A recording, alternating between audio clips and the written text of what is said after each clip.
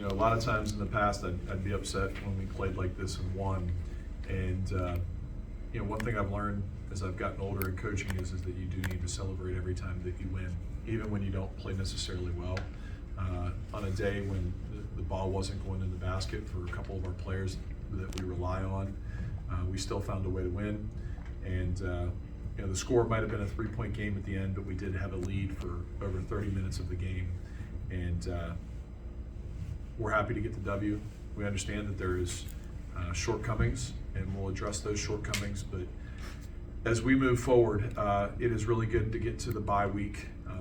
We're very beat up, and this week off will really help us gain a measure of health before we hit the stretch run of the regular season.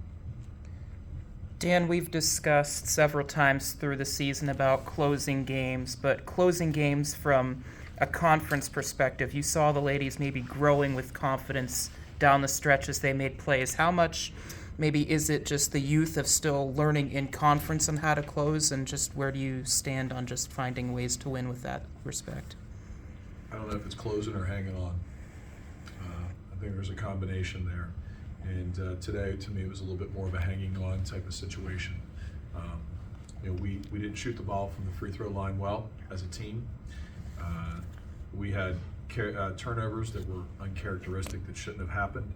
And you know, Yanni showed up today and had an outstanding game. You know, she really helped us in the post and played terrific. And you know, I thought Tess Myers was really good today also. Not just shooting the ball and scoring the ball, but Tess defended very well and did a very good job there. Obviously, Nay got us started, you know, 5 for 10 from the 3-point line for the game, and with 8 rebounds, which has got to be close to a career high. It is a career high. Nay was outstanding today, especially early, and Megan was Megan. But you know, the issue is we're hanging on because we're not bringing 5, 6, 7 guys to the table and being able to sub a whole lot, and so we're hanging on at the end, and we've got to find a way around that. And we're continuing to invest in our young people that are there, and trying to get them better to give us quality minutes when they do go in the game. But we're not quite at the point where I'm comfortable with us having a late lead. You know, I have concerns, and it doesn't have anything to do with our players. It just has everything to do with our conditioning and 4 kids really playing really high minutes. You mentioned Yanni briefly. Just how much can a game like this propel Yanni back to those standards that you illustrated at the beginning of the season? It's a confidence game for Yanni, and when she has great confidence, she's going to have nights like she did tonight. And you know, she was 6 for 11, and I think 4 of those misses, 3 or 4 of the misses were in the first 2 quarters, and they were simply buckets that were just a little bit short. Not bad shots at all. She played a pretty good game. But there's another level that Yanni can go to, and getting this type of confidence takes you one step, and then the next step is, instead of being 6 for 11, but being 8 for 11 and finishing with a double-double. And that's our expectations for her. We believe that she can be an all-conference player. She's very skilled, and this week off will help her with her injury to heal, and we'll expect real big things for her as we go down the stretch. The past 2 games you allowed UMass to get 17 offensive rebounds and GW to get 24 offensive rebounds. So coming into this game, did you focus on defensive rebounding at all? No, really didn't. And people out there might go, that's crazy. One thing we have to understand, we're top 10, top 15 in the country in defensive field goal percentage. So other teams are going to have more opportunities to offensive rebound against us. In the case of the George Washington game, one player in particular, who is a great rebounder, one of the best rebounders I've seen in 25 years of Division I. Her effort, her athleticism, and her talent, her IQ to see where the ball is going off is outstanding. It's one of the best I've ever seen. So that's kind of an anomaly there, but it still happened. You know, we made a concentrated effort with doing rebound drills the last 2 days, And it paid off, especially when you looked at the first 2 quarters. We did a really good job of boxing out.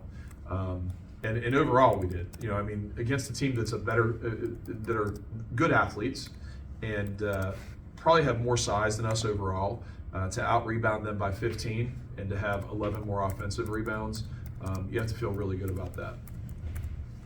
Just how big was a win here today after losing 2 and also with the 8-10 play sort of winding down? It's every win is big. Like I said in the opening statement, like I used to not enjoy wins, and as you get older, you need to appreciate every time you win.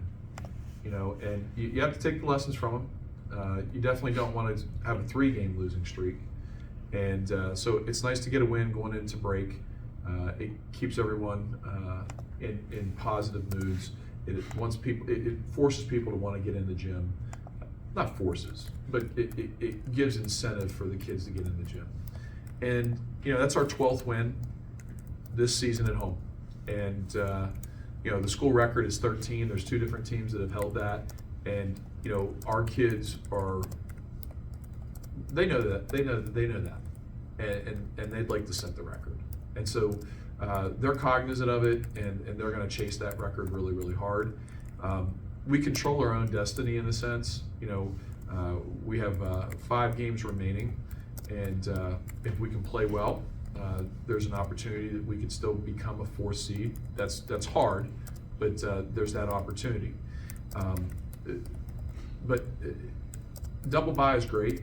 But if you finish 5th through 9th, that's not too bad either, because you get 1 game and you get 1 game under your belt, where another team is waiting 5 days before they play, and so that could be an advantage. But we're talking about something on February 4th that's not going to happen until March 2nd. And so we'll enjoy this till midnight tonight, and then we'll move forward. I'm going to go do a little bit of recruiting, and I'll worry about LaSalle on Tuesday and Wednesday, and we'll dial into that. There's games, Dan, where Nay grabs 1-2 boards. For her to grab 8 rebounds, is it a matter of positioning? Is it a matter of drills? Is it a matter of what VCU runs? And how can this become a constant? I think it's a mistake. I don't think she had 8.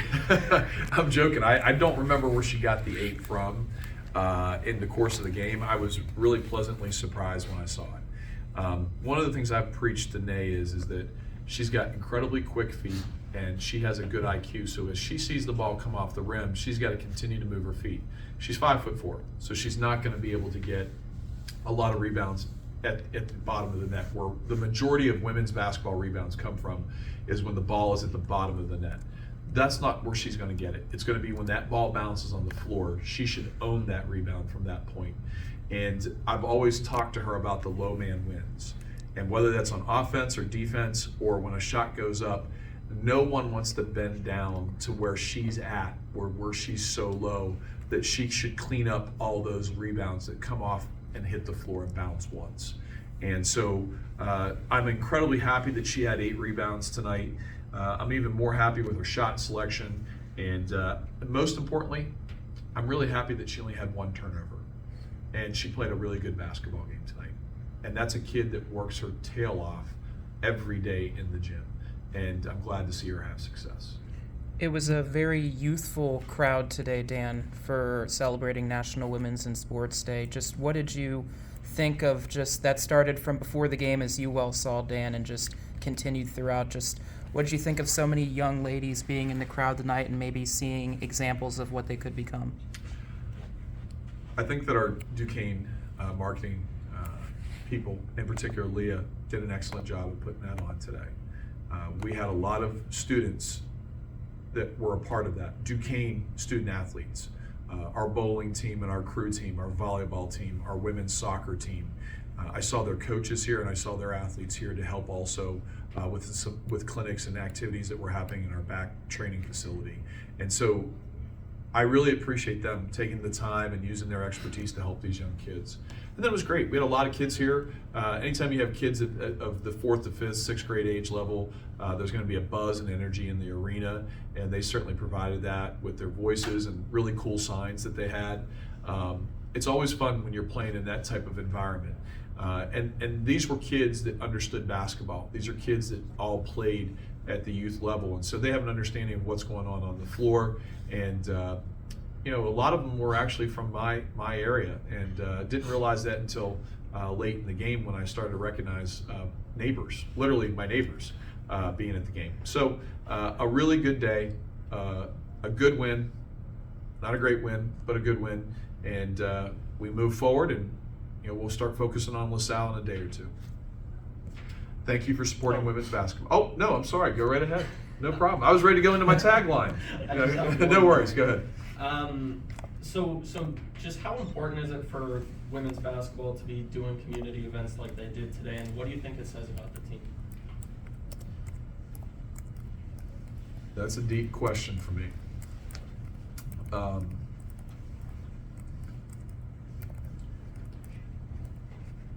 There's a lot that we can do, and women need to support women, and women's athletes need to support women. And we have to recognize that doing community service events like this is fantastic. People go, well, you don't have as much attendance as the men. And I'm not just saying Duquesne, I'm saying this is in terms of just women's sports versus men's sports. And yeah, because the men had a 50 to 70 year head start in every sort of way.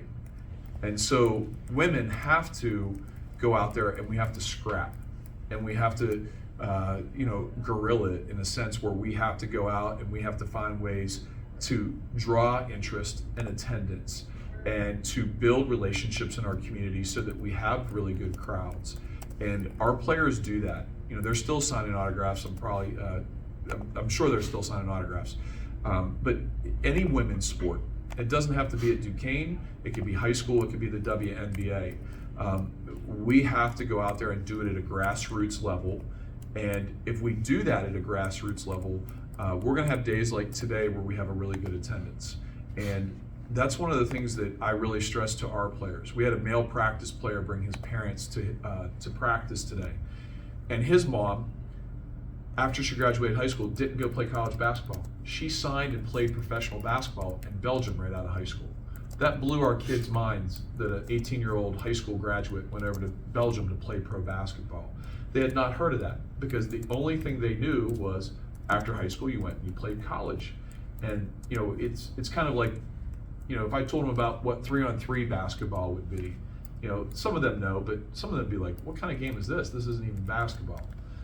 So there's a lot there, and I can tell you that the Duquesne women's basketball program is always going to be involved in community service events that benefit our program, but also benefit our community, the Pittsburgh community at large.